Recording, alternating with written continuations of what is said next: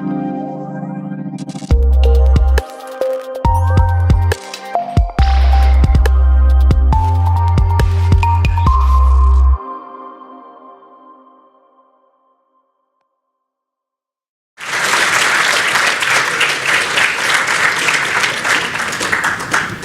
everyone. I'm Nemanja, and I'm going to tell you a story about air gap jumping attacks today. So these kind of attacks are usually not the kind of attacks that are used for gaining monetary benefit, but rather these kind of attacks are used as a weapon in global cyber warfare. As a mean of protecting interests between global geopolitical actors. So these attacks are quite obscure. They happen relatively rarely, and when they happen, they hit headlines. They are turned into plot for Hollywood movies. And the goal of this talk will be to actually, in the end, show you some new methods that might be exploited as we speak. So to start, I will explain the general attack scenario for these kind of attacks that doesn't differ a lot from normal average cyber attack on certain organizations. So it starts with an infection. One host or multiple hosts are infected initially.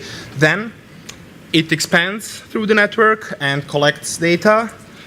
And of course, that data has to be extracted and to exfiltrate that network. So the only difference is that these dark blue arrows here are actually air gaps. So physically separate systems that you have to, the air gap that you have to jump in order to achieve each of these steps. And what is also really interesting, because these attacks are mostly aimed against infrastructure or some systems that as a geopolitical actor you want to destroy or disable. On the other side, also one of the goals of the attack can be just to generate damage on the other side, which we will see in one of the examples. So we will just warm up with one simple example, Agent.BTZ, that happened in 2008. So US military network was infected, allegedly through a thumb drive that was dropped somewhere on the parking lot of a military base in the Middle East. And someone was curious to pick it up. I mean, apparently, according to the official story, someone was curious, he picked it up. He inserted that into the Windows machine, and we all remember what happens when we had like pirated disks with video games, and when you put it in your computer, it runs the author-round file. So it runs a script from the author-round file, and that way the computer was infected. So it propagated so that every other removable media that was inserted into the same computer would be infected with this malware, and this worm was highly contagious. That it took Pentagon actually 14 months to remove it from its networks, and apparently it led to the foundation of US Cyber Command. And the data is extracted. You also know this file name, thumbs. In this case DD, but originally thumbs.db, it's Windows image cache, the annoying file that pops up every time you plug a USB memory stick in a Windows computer. So this malware would remove that file and instead create thumbs.db that would collect the data from that infected machine and then write it on the removable media that was already infected, and that way the data would be exfiltrated from that network. Another interesting example is Stuxnet. You probably all know about that, so I will just try to be quick. You probably know that that was aimed to slow down Iranian nuclear program. So then the way the attackers managed to slow it down was they infected the network actually through the network of contractors. So because these systems were heavily air gapped, the way in was through a bunch of companies that worked in the Natanz nuclear facility. So their computers were infected by multiple, by exploiting multiple, back then some of them were also zero-day vulnerabilities back in 2010. And then once in, it would just spread around SCADA systems, also abusing some vulnerabilities that were present in WinCC and Step 7, software from Siemens. And in the end, they would just patch the code and patch the code that was meant for these PLCs that we see on the right. That way, the attackers had full control over physical, or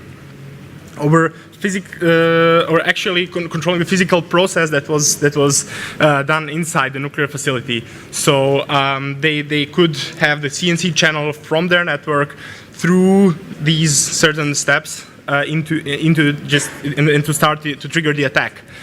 So basically, the goal of the attack was to slow down the nuclear program. There were actually two waves of attack: one on the overpressure system and one on the centrifuge drive system. That and also what is really interesting in this malware, there was no kill switch. So basically, once the command to initiate one of these attacks was issued, there was basically no way of sending the message, okay, abort the attack. And it is really interesting because these are, of course, air gap attacks. So once you jump the air gap and issue the instruction to start the attack, you cannot expect that, oh no, I have second thoughts. I want to stop it now. So that kind of makes sense.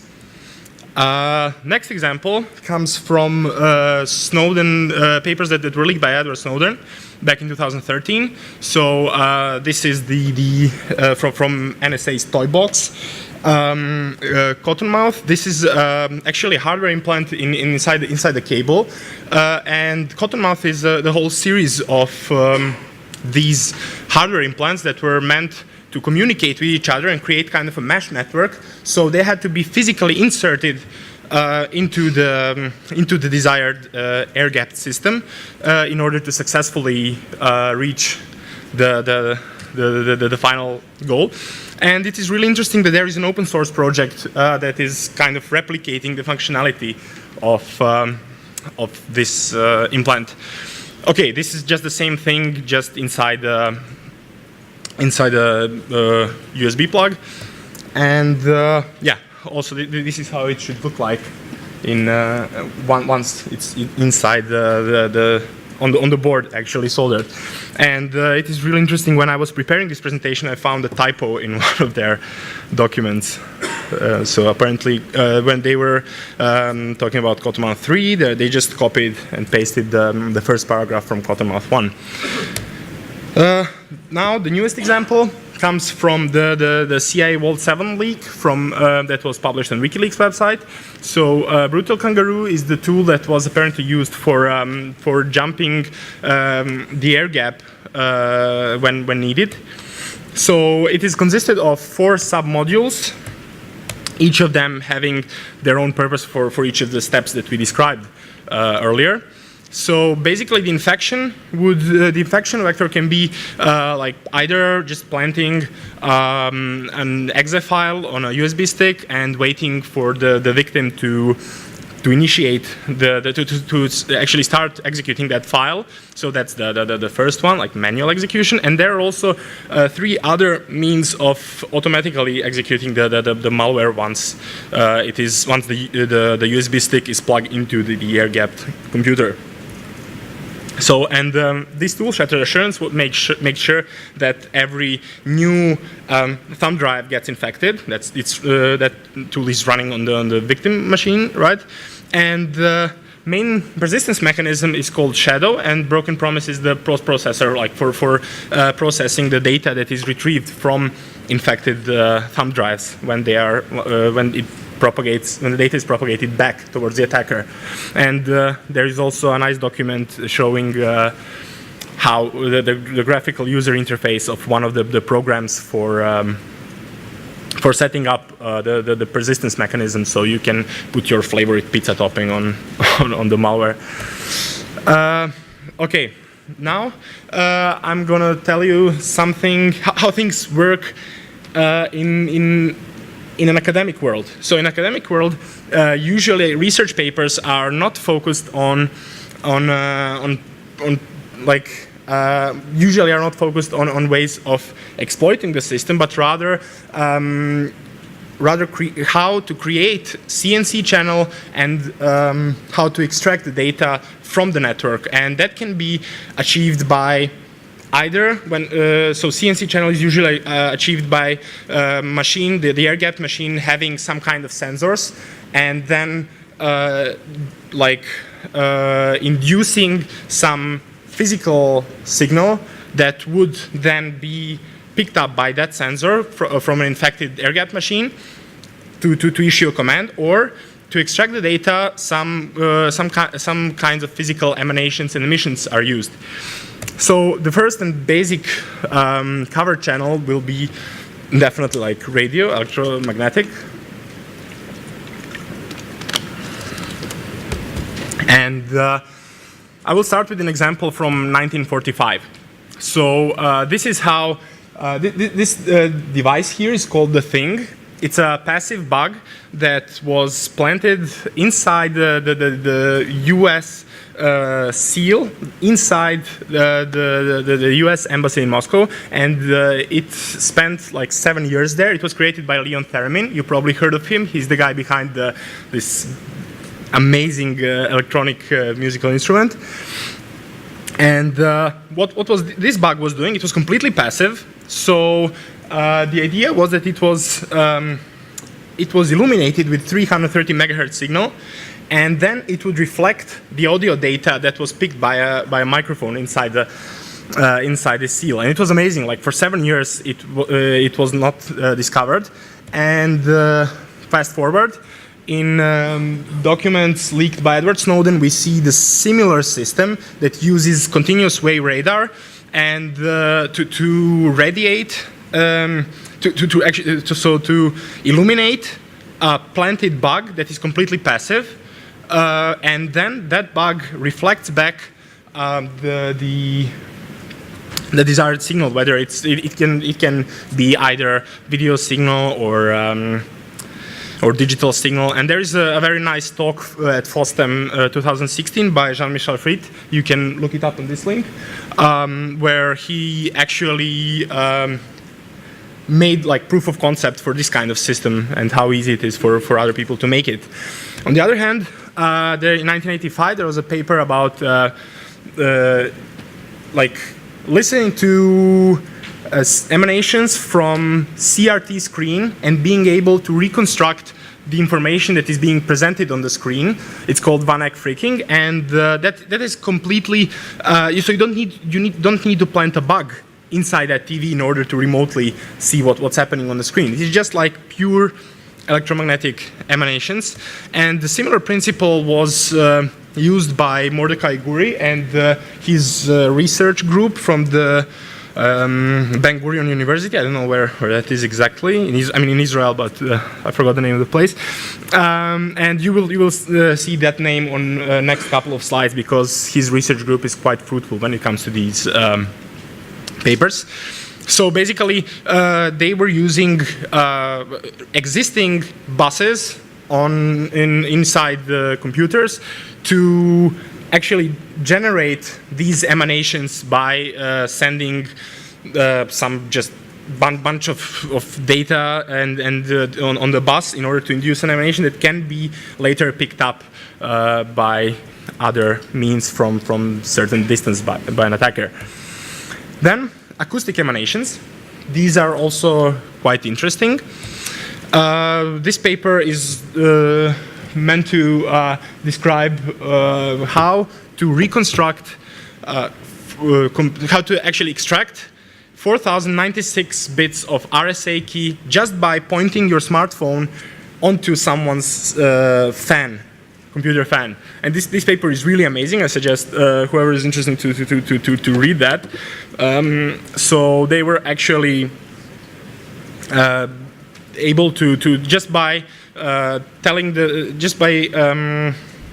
the computer encrypting chosen plain text, that they could within like I think hour or two, I can't remember the exact time, but extract the 4096-bit RSA key, which is truly amazing. Another example for acoustic cover channel is bad bias, but I cannot tell you much about that because I couldn't find any malware sample, and it's talking about bad bias is probably a bit like talking about God. Like, some people believe in it, some people don't. I mean, some people prove that there might be possibility of that happening, but we don't know what exactly happened to Dragos through EU when he said that he was attacked by a malware that was apparently sending exchanging information between two computers via acoustic channel. But this was proved to be actually possible by Hansbach and Goetz, probably a year after bad bias was first mentioned, and they actually proved that it is possible to create kind of a mesh network of computers that could use speakers and microphones to communicate together and then exfiltrate data from the infected network. Then thermal. Well, these kind of emanations are really slow because temperature, of course, cannot change as fast as sound or radio waves. So, but still, there are some interesting papers, again by Guri and Murdoch, on how to use these channels to bridge the air gap. Also, this third paper is from the same group as the second one. So they were, but that's the other. So that's by cooling down or like using the AC unit rather than just creating a CPU load on certain machine in order to create temperature that will be read by another machine or another another machine, like that can be picked up by some other temperature sensor on the air gap network. And yeah, of course, light is probably the fastest cover channel. And there were papers describing how to use sensors on your laptops or phones for issuing CNC commands. And also, this paper is from this year's DEF CON. Again, by Mordecai Guri, and they were showing how to use LEDs to exfiltrate data, and like flying a drone next to the building were really amazing. You can have a look at it. And also this paper is a bit older that talks about like how to use LEDs on keyboards because they are apparently controlled by the OS. They are not automatically turned on every time you press caps lock. So. Other cover channels can be seismic, like vibrator on the phone, or like magnetic by putting a large electromagnet next to some infected device. And these are all covered by Hassan's paper that you can have a look at. And now for the fun part, what are the future attack vectors? What can we expect to be used as an attack vector in the nearest future? So as you could see, like real-world examples extensively used USB-C as at least one minor attack vector. So USB just switched to a new version of the standard 3.1 that includes the new plug, and that is reversible. And also there are some other interesting lines there. And this standard basically wants to put a chip into everything. And it's really interesting from the hacking perspective. And and they also want to put a chip in a cable like this one. So what can we do? Can we make an evil cable? Well, luckily, there are not many engineers on the market that are very knowledgeable about this at the moment, and due to that fact, if you order some unnamed, unbranded cable or some USB-C device from Asia, you might get a device that uses an example that is provided by chip manufacturer, and that you can actually upgrade the firmware on it. So because it was meant to be reprogrammed and still like tested, and it's not meant to be definitely not meant to be sent to the end user. So these cables are so-called electronically marked cables, because this electronic marking stores information about for example, the maximum current that can pass through the cable and other stuff. And this is how they look from the inside. So basically, there are versions that have 2 chips on both ends, and the way host communicates to these chips is through this newly introduced CC line, and by utilizing so-called SOP signaling. So and the speed is 300 kilobits per second. So this SOP signaling basically. If you send a packet with SOP prime or SOP double prime, it should not be interpreted by the machine by the device that is connected on the other side. It should only be interpreted by chips inside this cable. And standard also specifies so-called vendor-defined messages that are used for upgrading firmware in these cables, for example. So imagine malware manages to infect one of these cables. So we have 1 or 2 chips. What can it do? So usually firmware inside these chips is organized like this. There is a bootloader and 2 firmware banks, because you don't want to brick your cable. Like if it's upgrading and you unplug it, then it's completely useless. So what if you can use tools provided by these chip vendors to patch the firmware and use another bank for sending command and control and data information. And usually these are Cortex-M0 microcontrollers that, I mean, there are also some 8051 and some other exotic CPUs, but most of the time it's Cortex-M0. And they have between 32 and 128 kilobytes. So in best case, you can have like 64 kilobytes for CNC and data.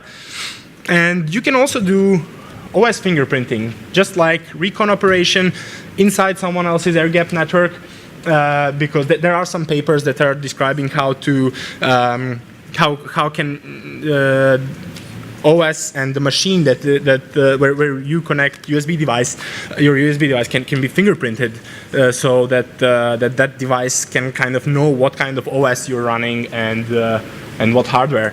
So this might be possible with this system too. And Evil Charger works basically on the same principle. So imagine 2 machines sharing the same charger, one of them being air-gapped, but of course both of them have to be infected by other means, but we are just talking about exfiltration and CNC.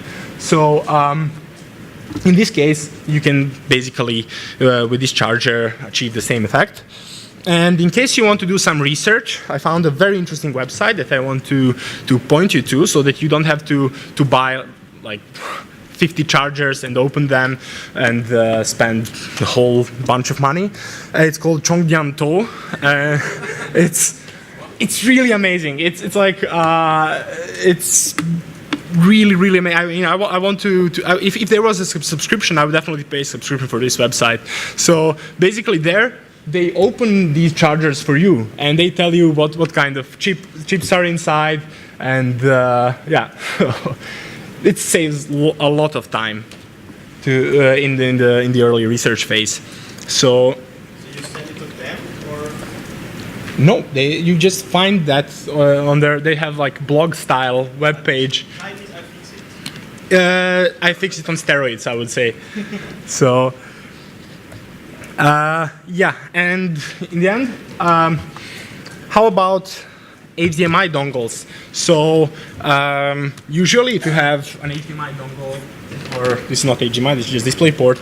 Okay, it has HDMI, but dongle like this. So this is, as far as I can see, DisplayPort, or yeah, mini DisplayPort.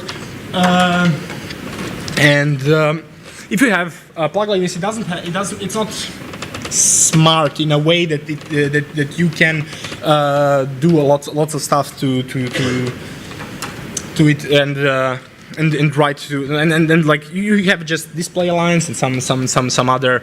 It usually serves as an output device, but in this case, this device provides by the standard it has to provide so-called billboard device interface. So in case this alternate mode is not triggered, it has to send some information, some debug data to the host.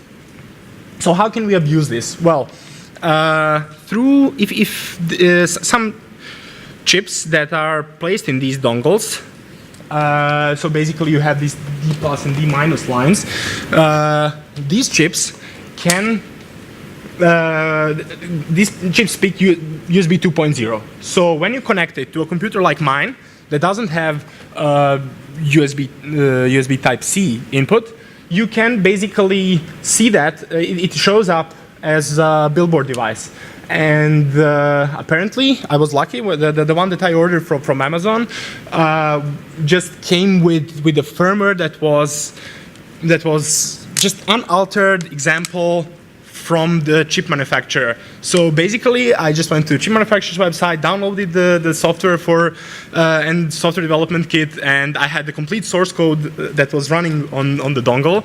So I was able to actually alter the firmware, and because you can do basically anything with firmware, I was able to actually alter the firmware and change just to demonstrate, to change the vendor ID and product ID. And this is just to I want this device to maintain the software firmware upgrade functionality. So I didn't mess around much more with it. But actually, I could basically just by using these two lines, the green lines, I can gain control over these other 4 channels that are used for communicating with Type-C hosts. One of them being CC line, so I could just pretend to be a cable, pretend to be anything. So contrary to bad USB, which is really amazing work by my friends and former colleagues Jakob, Sasha, and Karsten, this can be called, like, contrary to if USB 2.0 was bad USB, then USB 3.1 can be called probably like worse USB. And let's see what can be countermeasures. So basically, one countermeasure, you can put super glue in the USB port, but that won't work if you use a Mac, because that's your only port. And you can disable firmware upgrade. Yes, but what happens if there is a bug in your firmware and the manufacturer wants to upgrade the firmware on your device? Then, of course, the trivial method that was mentioned thousands times already is firmware signing, and that's already inside the Type-C power delivery firmware upgrade specification. They mention that that manufacturers should sign their firmware using decent crypto methods, but they don't specify crypto methods. They don't specify firmware upgrade methods, safe firmware upgrade methods. They just have a recommendation. And there is also a Type-C authentication specification, which is meant to authenticate so the devices authenticate to each other. That was meant to be also an interesting countermeasure against these kind of attacks, but I have to read what is literally written in the specification. Products should provide protected, tamper-resistant operation and storage for the private keys to prevent them from being read, copied, or otherwise disclosed. I mean, can you imagine tamper-resistant devices that are cheap? And it just leads to a whole new set of problems. And I think that these kind of things will not be properly addressed in the near future. And in the meantime, this probably can and will be exploited for bridging the air gap. So just to sum up everything, USB is definitely used more often than other means for bridging the air gap. And with USB Type-C, the game becomes much more interesting, cheap and everything. And proposed countermeasures will be really hard to implement on a large scale, and if ever. And in the meantime, you can use the old methods like glue. Okay, thanks.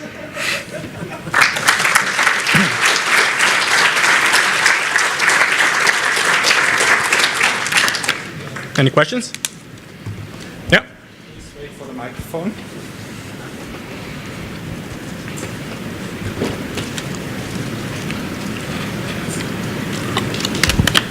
Thank you for the presentation. Do you think that the recent Bullborn thing can be put in one of these sections? Yeah, of course.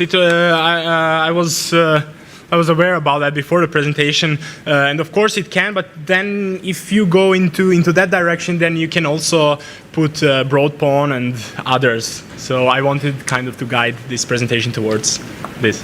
Thanks. When you change those device IDs in the driver, does it show on, let's say, Linux, dmessage, or LS USB or whatever? Yeah, of course. It shows the device ID and vendor ID, but it's a custom vendor ID, and I made sure that I don't put some that was one of these vendor IDs that was already used by some company. So. Okay, thank you. More questions? Question? One question here. I recommend epoxy instead of glue. Yeah, it's a good alternative. Okay. One more. What about mobile phones that ship with USB-C? Because C practically only does specify the physical connector and not the protocol that actually speaks on the host behind it. Would that work to infect phones as well? Yeah, that's an interesting question. Thanks for mentioning that. So if we go back to this charger, this one, the one in the lower right, as you can see, it's standard USB-A plug, but not really standard. So it's for this family of phones that, like for the phone that I have, it has USB Type-C connector. But in this case, this charger, for example, uses kind of non-standard way of communicating with the phone. So it doesn't use CC lines for communication, but it uses actually D+ and D-. So it basically uses USB data lines, and over these data lines, it talks synchronous serial communication. So basically,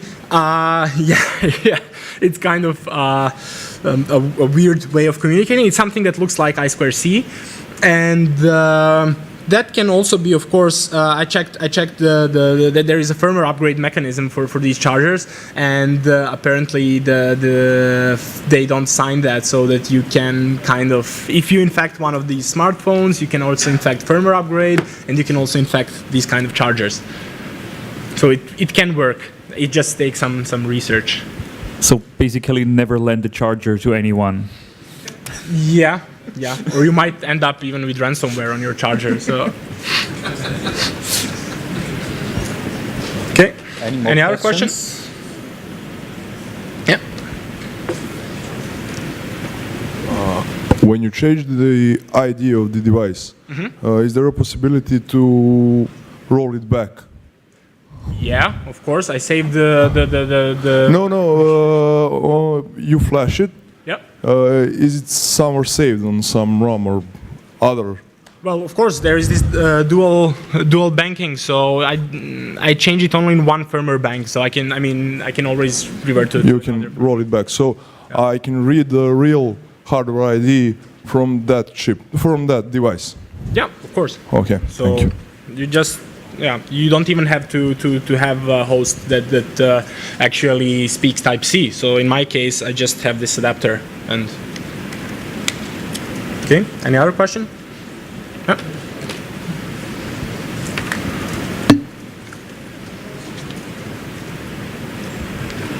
When you said there's another firmware in another slot, can you read both firmwares from at the same time to compare them?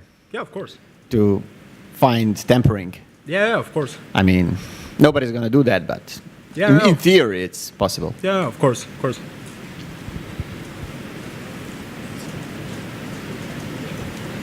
Any other questions? Okay. Thank you very much. Thank you, Mark.